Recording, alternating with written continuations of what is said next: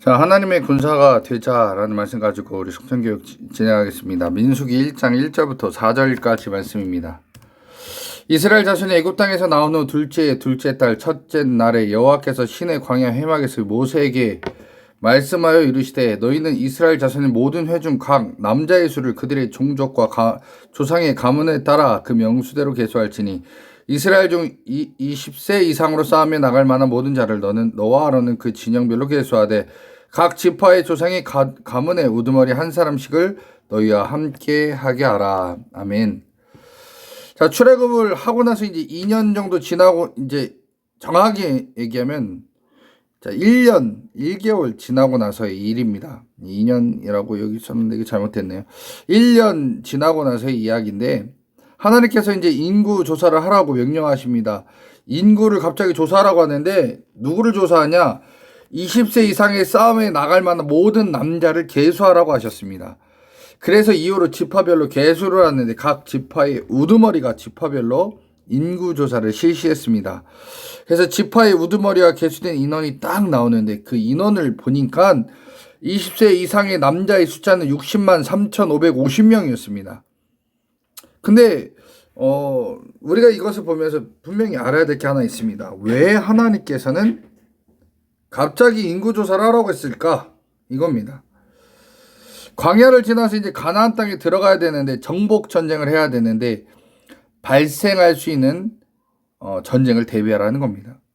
그래서 그 숫자대로 군대를 편성하라는 의미가 있습니다. 그리고 남자만 60만 명이기 때문에요. 여자 아이 포함해서 이제 신학자들이 예상하기는 최소 200만 명, 최대는 300만 명까지 추정합니다. 그래서 보통 목사님들은 이렇게 표현하죠. 그냥 중간 정도 250만 명이라고 얘기를 합니다. 자, 그래서 출애굽하고 광야에서 생활한 지 한 1년 정도 됐는데 문제는요, 여러분, 인구가 줄지 않았습니다. 이렇게 얘기하면 조금 이상하죠. 왜냐? 광야라는 곳에서 1년을 살았는데 안 죽었다는 게 하나님의 기적입니다. 광야는요, 험난한 지역이기 때문에요, 1년 사는데 아무 문제가 없다. 이거 이상한 겁니다. 의식주가 보장되지 않았습니다. 옷, 먹을 거, 집, 너무도 누추하고 부족합니다. 그리고 낮과 밤의 기온차가 심한 곳이 광야입니다. 자, 이게 광야입니다, 여러분. 생각해 보십시오. 이거 사우디아라비아 반도에 있는 그 사막의 한 모습입니다. 광야인데 여기서 40년 산다고 40년 살아야 된다고 생각해 보십시오. 그런데 오늘 이제 1년을 산 겁니다, 여기서. 그런데 여러분 1년이 아니라 우리들은 일주일도 못 살겠죠. 그런데 1년을 살았는데 숫자가 안 준 겁니다. 여기가 여러분 기온이 최고 기온 43도, 최저 기온 3도입니다. 그러니까 높은 온도와 낮은 온도 40도 차이 나는 거예요. 너무 힘든 곳입니다. 그런데요, 인구가 안 줄었다는 건 무엇입니까? 바로 하나님의 은혜다라는 겁니다. 자, 이거 깨달으면 이제는 우리가 살아가는 순간순간마다 하나님을 의탁하고 기도하면 되는 겁니다. 어떤 어려움이 있을지라도 힘든 일이 있어도 하나님께서 내가 너와 함께 하리라면 그 말씀 믿고서 우리는 걸어가면 된다라는 거예요.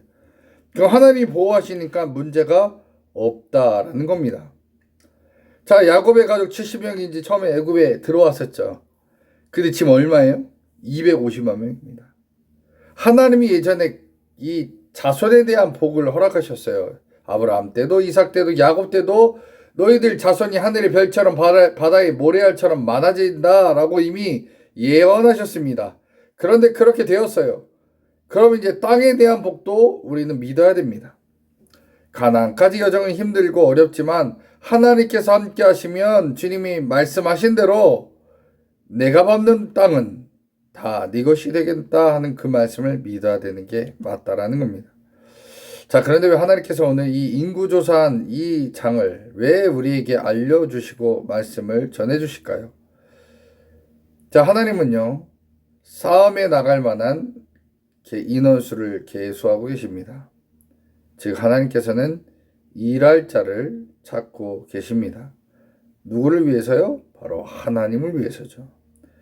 그러니까 우리가 가만히 앉아서 하나님의 은혜가 떨어져서 말씀 좋네, 은혜가 되네, 이게 아니라 우리는 주님을 위해서 우리도 영적 전쟁에 참여해야 되는 군사가 되어야 된다라는 겁니다. 그러니까 우리가 그 군사가 되어서 주님께서 우리에게 보내주신 그 전쟁에서 영적 전쟁을 치러야 된다라는 겁니다. 그런데 보니까 군대에 속하지 않은 자가 있어요. 아이와 여자들은 군대에 들어가지 않습니다. 이 자들은 누굴 얘기하냐? 바로 영적으로 미숙한 자, 영적으로 연약한 자들을 바로 군대에 가지 못한 자들이라고 보시면 됩니다. 자, 이런 자들은 전쟁에 나가지 못하고 군중으로 남아있어요. 자, 군중으로 남아있으니까 이 사람도 어떤 사람들이냐? 자, 교회 입맛에 따라 다니는 사람들이에요. 어떤 교회 갔더니 뭐가 좋고 어떤 교회 갔더니 뭐가 나쁘다 이렇게 평가하는 사람. 말씀이 좋으니 시설이 좋으니 주차장이 있니 교회 학교가 어떻다니 뭐 이렇게 얘기하는 사람들이 대부분 여기에 속합니다. 자, 군중은요. 자기의 필요에 따라 살아가는 사람들입니다. 은혜는 좋아하고요. 내 필요만 관심이 있습니다. 그런데 교회가 어려우면 막상 교회를 떠나는 사람들이 바로 이 군중들입니다. 비판을 너무 잘하죠. 그런데 교회가 어려울 때 그 책임을 떠안으려는 사람은 없습니다. 여러분, 우리는 군사가 돼야지 군중이 돼서는 안 된다는 겁니다. 이 땅에서 우리가 군사로서 하나님의 일을 감당해야 되는데 최선을 다하고 그 일이 어떤 어려움이 있을지라도 이겨낼 수 있도록 준비해야 된다는 겁니다. 사도 바울이 그의 제자인 디모데에게 이렇게 얘기합니다.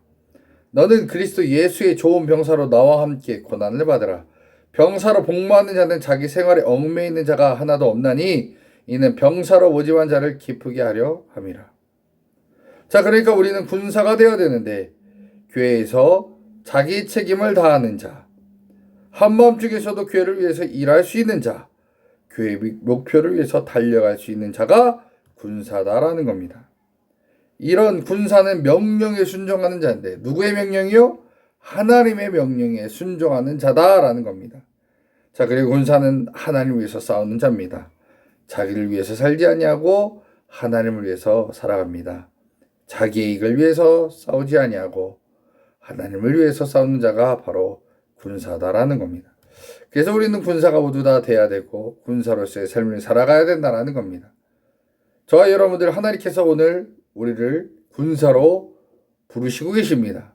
내가 아직 연약한 자라 군중에 있다면 어쩔 수 없지만 내가 군사로 주님께 쓰임받았다면 주님께서 부르셨다면 이제는 군사로서 주님 앞에 설 수 있어야 된다는 겁니다. 우리 믿음의 성도님들, 오늘 우리가 살아가는 것 그냥 은혜만 받고 좋은 얘기만 들으려고 이 자리에 있는 게 아닙니다. 하나님께서 우리를 부르실 때 아멘하고 주님 감사합니다. 주님 뜻을 위해 살겠습니다. 주님 위해서 더 헌신하겠습니다. 내 목숨까지도 내 시간까지도 내 물질까지도 하나님 위해서 쓰기를 원합니다. 고백할 수 있는 귀한 성도님들 다 되시기를 간절히 축원합니다.